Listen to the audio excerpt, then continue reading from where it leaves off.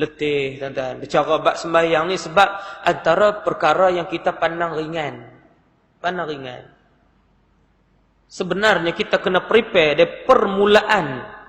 Persiapan permulaan kita. Daripada wuduk kita. Sebelum wuduk kita tu nak kena prepare dah. Kita mengaji ke tak? Kena tanya. Nak sembahyang ni kena ada ilmu. Nak solat ni kena ada ilmu. Sebab dia ada melibatkan syarat, sah, rukun, batal, makruh dan juga haram. Ada sekali semua dalam tu. Nak kena ambil tahu. Sebab ini antara kefarduan nombor satu yang Allah nak hitung di hadapan dia. Allah tak akan terima amal ibadah lain selagi mana tak sempurna dihitung solat kita. Tapi inilah antara ibadah yang kita pandang ringan.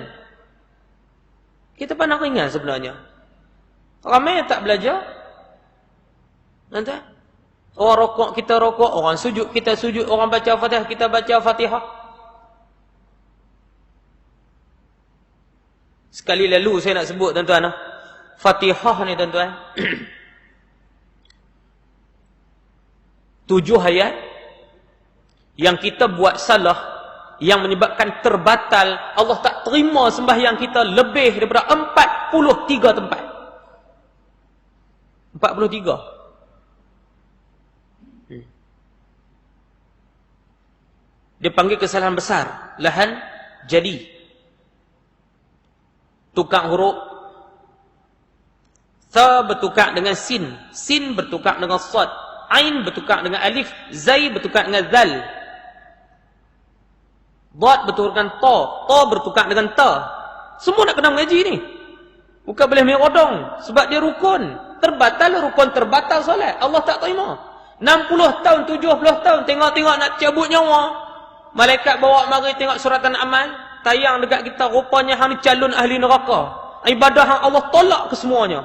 Tu dia tuan-tuan. Rupanya duk sujud dekat Allah selama ni pak turut, tak pernah mengaji, Allah tolak amal ibadah kita. Sering kali kita buat terbatal. Jolok di bank tu kad kita, dia tenang keluar balik, duit tak ada. Kita duk rasa gaji tiap-tiap bulan masuk, jolok tenang. Tak apalah atas muka dunia jolok dia boleh tengok juga, pergi tanya pegawai bank, hang ni nak tanya siapa? Last minute dah baru tahu kata ibadah kita Allah tak terima. Tuan-tuan, pertama yang kita nak kena jaga, 141 huruf, tak boleh tambah, tak boleh kurang, tak boleh tukar. Kecuali qiraat. Kaedah qiraat yang Nabi ajar mutawatir, 10 cara baca. Contoh nak baca Imam Nafi', riwayat Qalun dan Warash, Imam Warash.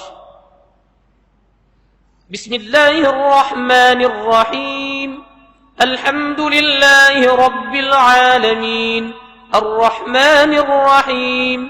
Maliki yawmiddin. Iyyaka na'budu wa iyyaka nasta'in.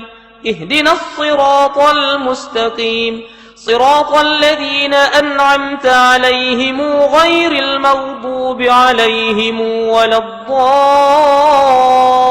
الضالين. Itu kaedah qiraat. Nak baca qiraat dipersilakan, ngaji. Nak baca siratal ladzina an'amta alaihim, Imam Yaqub, sila ngaji. Boleh, diharuskan dan dibolehkan. Itu tak menukar huruf atau baris. Kaedah ada. Tapi yang kita ni 141 kurang tak boleh, tambah tak boleh, tukar tak boleh. Huruf. Syaddah ada 14. Satu pun tak boleh kurang, tambah pun tak boleh. Tasydid ada 14. Kurang tambah batal. Kurang tambah batal. Macam ciding tuan-tuan. Macam baby track tu, dipasang oleh Jepun dulu. Silap pijak meletup. Itu baru Fatihah. Itu dia tuan-tuan. Tu saya kata benda ni, kefarduan yang paling besar ini terlalu sukar. Kena teliti. Kalau lebih kurang tak mari khusyuk. Tak ada khusyuk, hambar. Hubungan kita dengan Allah rasa tak terikat. Perjanjian yang Allah dah janji nak bagi tak ada. Tak termeteri. Tak ada sign. Agreement tak ada.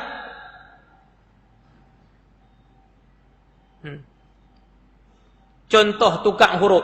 Bis, sin dengan ta, tukar huruf. Bis. Contoh tasydid. Dalam bismillah ada 3 tasydid. Bismillah, bismillah. Hirrah, hirrah. Hirrahmanirrahim. 3 tasydid. Salah satu jatuh, habis, lingkup. 14.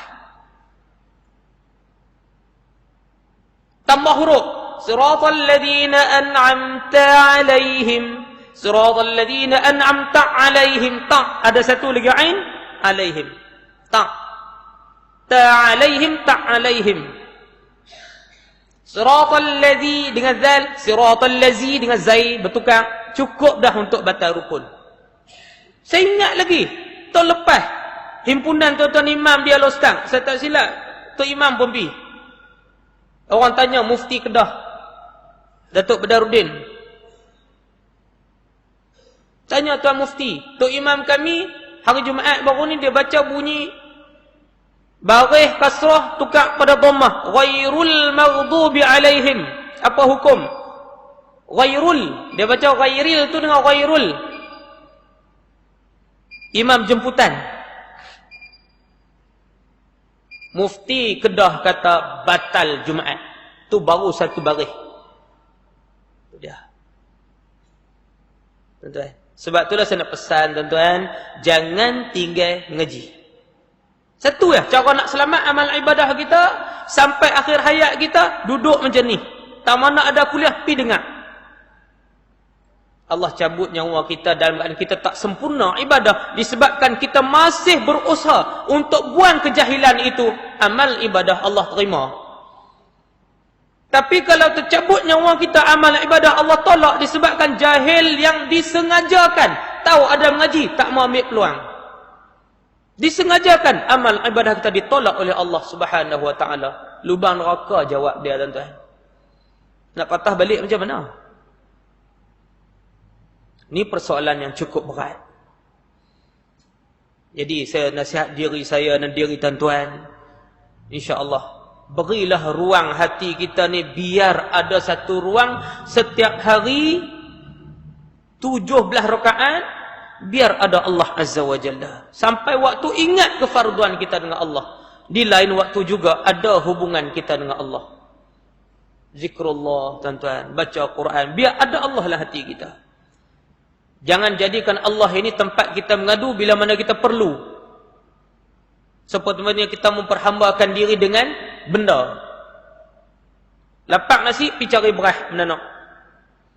Kita buat Tuhan macam benda. Bila kita perlu, kita susah, kita sakit, baru nak cari dia. Tuan-tuan, saya takut. Saya ingat lagi kisah apa yang berlaku di Sarajevo dulu, di Bosnia Herzegovina dulu. Umat Islam disembelih satu kubur, ribuan orang, 3,000, 4,000 sembelih, pancung, tanam. Imam besar Sarajevo tu mari di KL, dia kata kami dulu aman damai, hidup mewah. Duit ringgit ni belungguk, kaya raya. Sampai menyebabkan umat Islam di sana lupa diri. Sampai mabuk, kelab malam, bini orang, anak dara orang, zina, benda biasa. Sampai masjid jadi lengang. Tinggal Tok Imam dengan jawatan kuasa. Ya. Tu pun kadang-kadang jawatan kuasa pun duk selak pendek lagi waktu maghrib. Bila Allah turun bala macam ni, tentera Serbia masuk serang, tembak bakar, rogol anak bini depan mata, pancung leher, anak-anak kecil dibelah perut, bini mengandung dibelah perut. Kami cari nak dapatkan pertolongan ni, puas cari. Pi sana tak ada siapa nak tolong, pi sini tak ada nak tolong. Lain kali barulah teringat nak berserah diri dekat Allah. Masuk dalam masjid kami sembahyang, kami teriak, basah ni sejadah tuan-tuan. Tadah tangan ke langit. Waktu itu Allah tolak, tak terima permohonan kami. Sebab apa? Karat dosa kami terlajak banyak. Doa tidak naik ke langit. Mereka tak angkat, tak naik ke langit.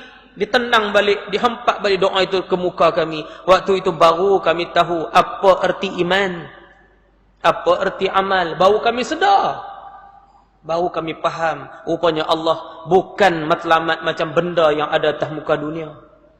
Perhambakan diri waktu mana kita nak. Kita cari waktu bila kita perlu. Allah Subhanahu wa taala kena ada dalam hati kita setiap saat darah daging kita mengalir, tuan-tuan. Salah satu cara perkemahkan sembahyang kita, salat kita, insya-Allah ruh iman kita itu Allah akan hadir dalam hati kita. Setiap gerak-geri kita akan muncul nikmatnya rupanya bila hampir diri kita dengan Allah dan Allah Taala terima kita sebagai hamba Dia. Mudah-mudahan tuan-tuan tazkirah malam ni dapat merubah sedikit kekurangan yang ada dalam diri saya dan diri tuan-tuan. Mudah-mudahan kita sama-sama ambil iktibar dan kita perbetul yang mana kita rasa kekurangan itu. Kita semua manusia, tuan-tuan. Bukan setiap waktu kita perhambakan daripada Allah. Mudah-mudahan apa yang kita sebut malam ni menjadi pedoman untuk kita semua. Al-Fatihah.